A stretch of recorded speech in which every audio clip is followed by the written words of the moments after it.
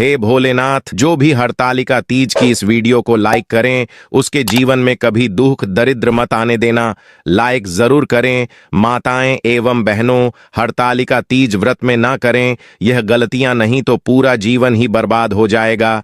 साथ ही अगर हरतालिका तीज व्रत के दौरान सुहागन महिलाएं ये गलती कर देती हैं तो इसका सीधा प्रभाव उनके पति पर देखने को मिलता है। यानी कि दोस्तों, खासकर सुहागन स्त्रियों को हरतालिका व्रत के दौरान कोई भी ऐसी गलती नहीं करना चाहिए जो कि आज की वीडियो में हम आपको विस्तार से बताने वाले हैं। तो आप लोग पूरी जानकारी के लिए इस वीडियो को अंत तक जरूर देखकर जाइएगा। दोस्तों, आज की जो वीडियो है वह बेहद ही खास और ज्ञानवर्धक है, क्योंकि आज की वीडियो उन सुहागन स्त्रियों के लिए बनाई गई है जो पूजा पाठ तो करती हैं पर उन्हें पूजा का कोई फल नहीं मिलता। अगर आप भी पूजा पाठ करते हो और आपको भी पूजा का कोई फल नहीं मिलता तो कुछ ऐसी गलतियां होती हैं जो कि माताएं बहनें जरूर ही कर देती हैं। आज हम आपको उसी के बारे में बता देते हैं कि वह कौन सी गलतियां कर देती हैं। हरतालिका तीज व्रत में ऐसी गलतियां आप भूल कर भी न करें। माताएं बहनों, आज की वीडियो बेहद ही खास और ज्ञानवर्धक होने वाली है, इसलिए आप अगर भगवान शिव के सच्चे भक्त हैं, माता पार्वती के सच्चे भक्त हैं, तो कमेंट बॉक्स में हर हर महादेव अवश्य ही लिखें।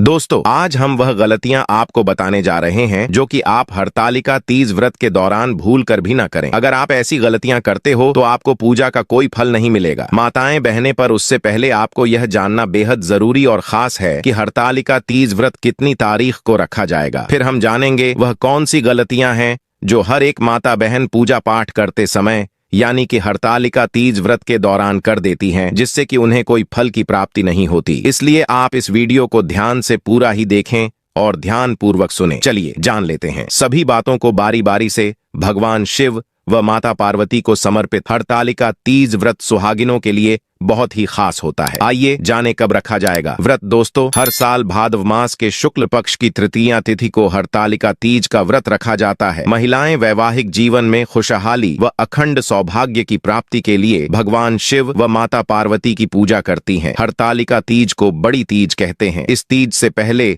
हरियाली तीज और कजरी तीज मनाई जाती है। आइए अब हम जान लेते हैं कि इस साल हरतालिका तीज कब है। इस साल हरतालिका तीज 6 सितंबर 2024 को मनाई जाएगी। भाद्रपद मास के शुक्ल पक्ष की तृतीया तिथि 5 सितंबर को दोपहर 12:21 से शुरू हो रही है, जो 6 सितंबर को दोपहर 3:01 पर समाप्त होगी। ऐसे में उदया तिथि के आधार पर हरतालिका तीज 6 सितंबर 2024 शुक्रवार को मनाई जाएगी। हरतालिका तीज के दिन पूजा का शुभ मुहूर्त 6 सितंबर की सुबह 6:01 से लेकर 8:32 तक है। ऐसे में सुहागन महिलाएं इस समय पर भगवान शिव और मां पार्वती की पूजा अर्चना कर सकती हैं। हरतालिका तीज व्रत का महत्व मान्यता है कि हरतालिका तीज करने से अखंड सौभाग्य की प्राप्ति होती है। इस दिन सुहागन स्त्रियां निर्जला व्रत रखकर पति की लंबी आयु की कामना करती हैं। हिंदू धर्म में सिंदूर को सुहाग का प्रतीक माना जाता है। इसे पति की लंबी उम्र से जोड़कर देखा जाता है, इसीलिए महिलाएं इसे हर दिन अपनी मांग में सजाती हैं। हरतालिका तीज पर महिलाओं को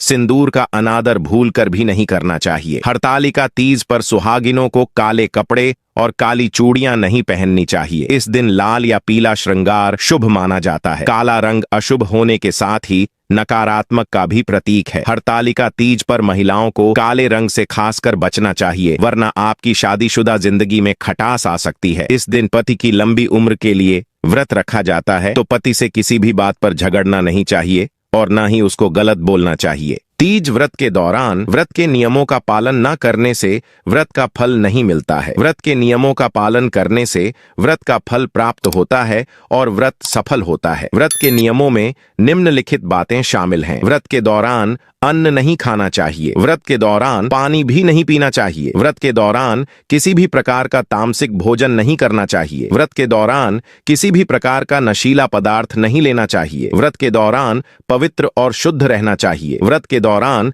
भगवान की पूजा और आराधना करनी चाहिए। तीज व्रत के दौरान क्रोध करने से व्रत का फल नहीं मिलता है। क्रोध करने से व्रत की पवित्रता भंग होती है और व्रत सफल नहीं होता है। क्रोध करने से बचने के लिए निम्नलिखित बातों का ध्यान ध्यान रखना चाहिए। व्रत के दौरान शांत और धैर्यवान रहना चाहिए। व्रत के दौरान किसी भी प्रकार की नकारात्मक भावना को मन में नहीं आने देना चाहिए। व्रत के दौरान भगवान की पूजा और आराधना करनी चाहिए। व्रत के दौरान पवित्र और शुद्ध रहना चाहिए। व्रत के दौरान गरीबों और जरूरतमंदों को दान करना चाहिए। व्रत के दौरान अनाथालय और धर्मशालाएं में दान करना चाहिए। व्रत के दौरान किसी भी प्रकार की सामग्री का दान करना चाहिए, जैसे कि अनाज, वस्त्र आदि। व्रत के दौरान भगवान की पूजा और आराधना करनी चाहिए और सच्चाई की प्रतिज्ञा करनी चाहिए। व्रत के दौरान दान करने से व्रत का फल बढ़ता है और व्रत सफल होता है। तीज व्रत के दौरान परिवार के साथ लड़ाई करने से बचने के विषय में विस्तार से जानते हैं। तीज व्रत के दौरान लड़ाई करने से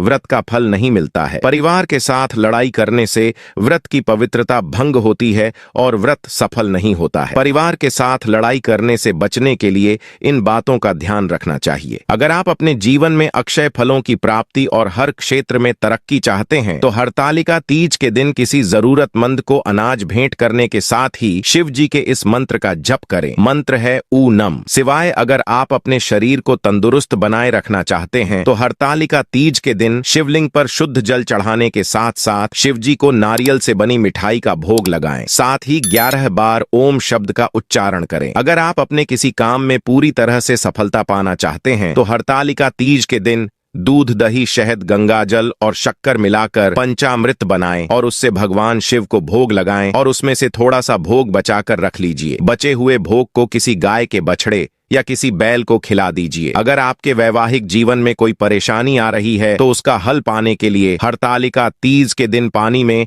गंगाजल के साथ केसर भी डालियो और थोड़ी थोड़ी मात्रा करके 7 बार में शिवलिंग पर अर्पित कीजिए। अगर आपके जीवन साथी का कोई महत्वपूर्ण काम बहुत दिनों से अटका हुआ है तो हरतालिका तीज के दिन शाम के समय अपनी कामना पूर्ति के लिए शिव मंदिर में तेल का एक दीपक जलाने के बाद 11 बार ओम नमः शिवाय मंत्र का जप करें। माता एवं बहनों, आप सभी को हम बताते कि आपने अभी तक वीडियो को पूरा देखा है तो आप वीडियो को बीच में छोड़कर ना जाएं, क्योंकि अब हम आपको हरतालिका तीज व्रत की वह कथा बांटने जा रहे हैं जिसको सुनने मात्र से ही सभी मनोकामना इच्छाएं पूरी हो जाती हैं। इसलिए आपको पूरे ध्यान से इस कथा को अवश्य ही सुनना चाहिए, जिससे कि आपकी हर एक मनोकामना इच्छा पूरी हो जाए और आपको लाभ ही लाभ की प्राप्ति हो। चलिए जान लेते हैं हरतालिका तीज व्रत कथा। हरतालिका तीज की यह पौराणिक कथा शिवजी ने ही मां पार्वती को सुनाई थी। इसी कथा में मां पार्वती को उनका पिछला जन्म याद दिलाया था। भोले शंकर ने माता पार्वती जी से कहा, हे गौरी, तुमने अपनी बाल्यावस्था में 12 वर्षों तक अधोमुखी होकर पर्वतराज हिमालय पर स्थित गंगा के तट पर कठोर तप किया था। इस समय तुमने केवल पेड़ों के सूखे पत्ते खाकर ही व्यतीत किए थे। तुमने माघ की विकराल शीतलता में निरंतर जल में प्रवेश कर, वैशाख की जला देने वाली गर्मी में पंचाग्नि से शरीर को तपाकर, श्रावण की मूसलधार वर्षा में खुले आसमान में बिना अन्न जल ग्रहण किए तुमने तप किया था। तुम्हारी इस स्थिति को देख तुम्हारे पिता अत्यंत दुखी थे। फिर एक दिन पिता के क्लेश और तुम्हारी कठोर तपस्या को देख नारद जी तुम्हारे घर आए। नारद जी ने कहा,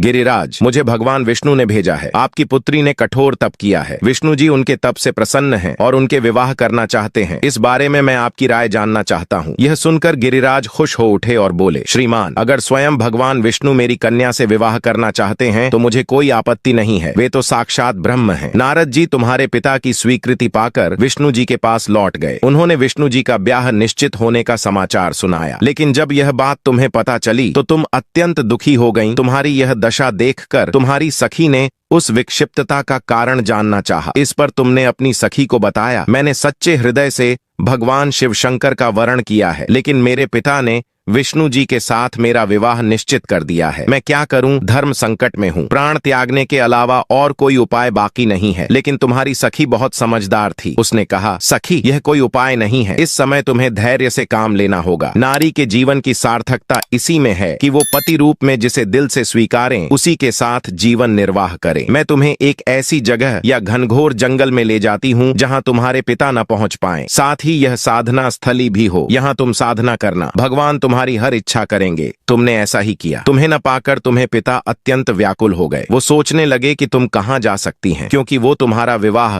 विष्णु जी के साथ करने का वचन दे चुके थे। कुछ ही देर में विष्णु जी बारात लेकर तुम्हारे घर पहुंचने वाले थे। तुम्हारे पिता को लगा कि अगर वो आ गए और तुम न मिली तो क्या होगा। ऐसे में गिरिराज ने तुम्हारी खोज शुरू करवा दी। जहां तुम्हारे पिता तुम्हें ढूंढ रहे थे, वहीं तुम अपनी सखी के साथ नदी के तट पर एक गुफा में मेरी आराधना में लीन थीं। यह भाद्रपद शुक्ल तृतीया को हस्त नक्षत्र था। इस दिन तुमने रेत का शिवलिंग बनाया और व्रत किया। पूरी रात तुमने मेरी आराधना की। तुम्हारी कठोर तपस्या और कष्टों से मेरा आसन डोलने लगा। मेरी समाधि तक टूट गई। तुम्हारी तपस्या से प्रसन्न होकर मैं तुरंत तुम्हारे समक्ष जा पहुंचा और तुम्हें वर मांगने को कहा। तुमने कहा, मैं हृदय से आपको पति मान चुकी हूँ। अगर आप मेरी तपस्या से प्रसन्न हैं तो मुझे अपनी पत्नी के रूप में स्वीकार करें। तब मैं तथास्तु कहकर कैलाश पर्वत पर लौट आया। सुबह होते ही तुमने सभी पूजन सामग्री नदी में प्रवाहित कर दी। साथ ही अपनी सहेली के साथ व्रत का पारण किया। उसी समय तुम्हारे पिता भी वहां पहुंच गए। उन्होंने तुमसे तपस्या का उद्देश्य पूछा। वो तुम्हारी हालत देख अत्यंत दुखी थे। तुमने उनके आंसू पोंछते हुए कहा, पिताजी, मैंने अपने जीवन का ज्यादातर समय कठोर तपस्या की है। मैं महादेव को पति के रूप में पाना चाहती हूँ, लेकिन आप मेरा विवाह विष्णु जी से तय कर चुके थे, इसलिए मैं घर को त्याग कर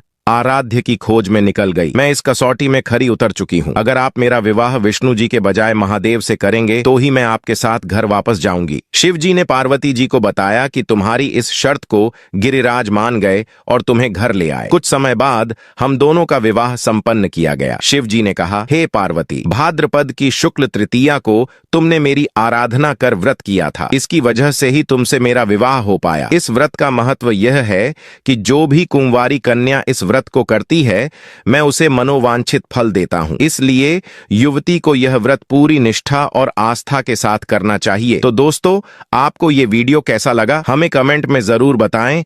अगर आप माता लक्ष्मी के सच्चे भक्त हैं, आप माता लक्ष्मी का प्रेम प्यार आशीर्वाद पाना चाहते हैं और चाहते हैं कि माता लक्ष्मी का आपके घर में वास हो और आप माता लक्ष्मी को प्रसन्न करना चाहते हैं, तो जल्दी से चैनल को सब्सक्राइब करके कमेंट बॉक्स में जय मां लक्ष्मी जरूर लिखें, जिससे अगली आने वाली वीडियो आप तक पहुंच सके। धन्यवाद।